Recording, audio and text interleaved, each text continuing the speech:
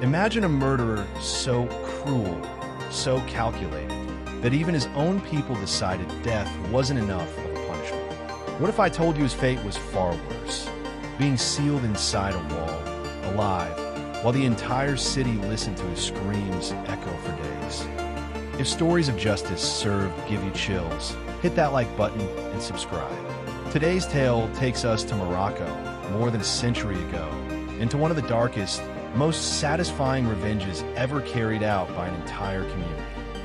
In the bustling streets of Marrakesh in the late 1800s, the marketplace was alive with color, scent, and sound.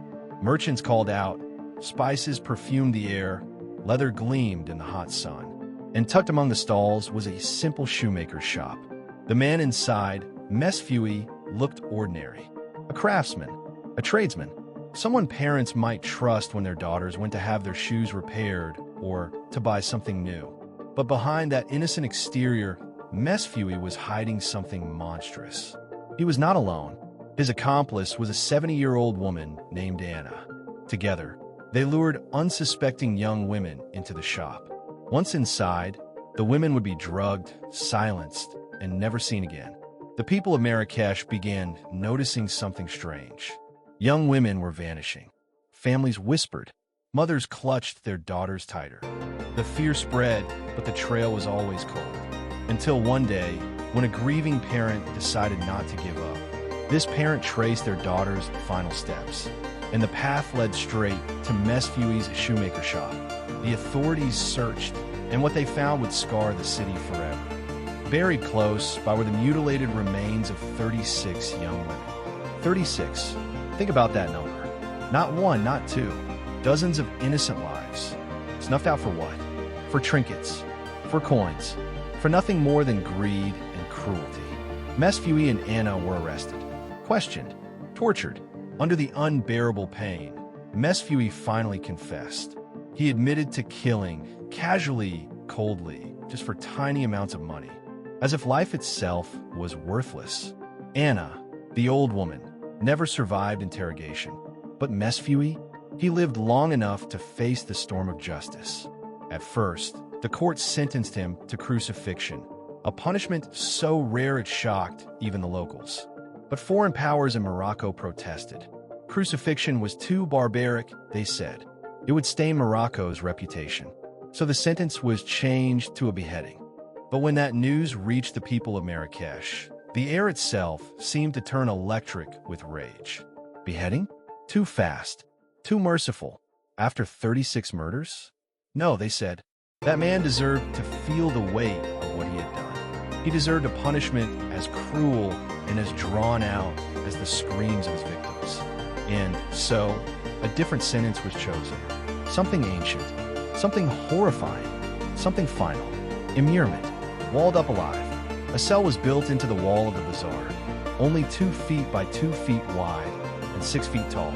Small enough that he could not sit, not lie down, not escape. Chains were bolted to the wall, so he would remain standing until the end. Mesfui wasn't told of his fate until the morning of his execution. Imagine it, being led in chains, expecting perhaps a quick death, only to see masons with bricks and mortar waiting by a hollow space in the wall. The crowd gathered. Thousands pressed into the marketplace.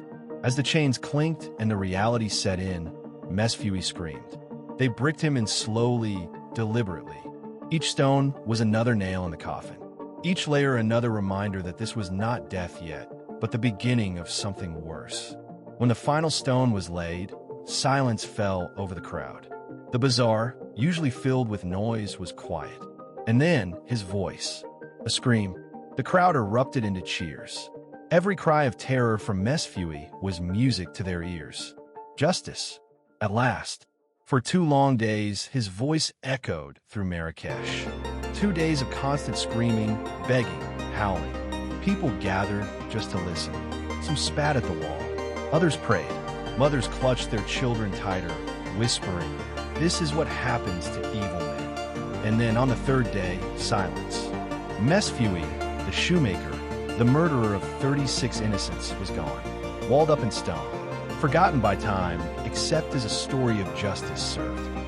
The punishment wasn't just execution, it was a message that no crime so vile, no cruelty so deep would escape the eyes of people.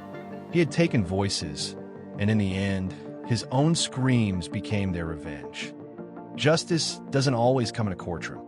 Sometimes it comes in the roar of a crowd, in the silence after screams, and in the memory of those who were lost. Mesfui thought he could prey on the powerless, but in the end, the powerless rose up and buried him alive in stone. If this story gave you chills, smash that like button and tell me in the comments. Was this punishment true justice, or did it go too far? And of course, subscribe for more stories where revenge isn't just served, it's unforgettable.